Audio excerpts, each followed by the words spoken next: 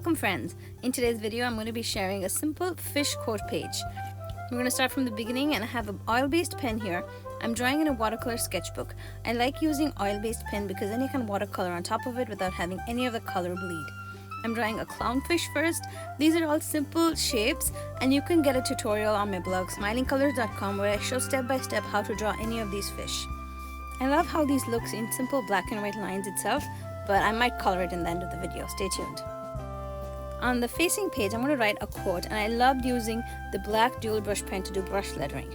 I have brush lettering tips also on my blog, and this pen is the color N15, and the pen has a brush tip so you could press down to get these thick lines, and the thick and thin lines kind of contrast and add so much drama to the quote that you're lettering. I love this quote too. It's about a fish and how a fish can climb a tree. So I love the way this and the illustration go together so well. Then I decided I'd just add a pop of color, and I'm using my Sakura Koi watercolors today. I'm not doing any fancy watercoloring. I'm literally just coloring in the lines, and I love the way the orange and the blues look on this page. So beautiful. Thank you for spending some crafty time with me today, friends. I'll see you guys soon with another video. Till then, happy crafting.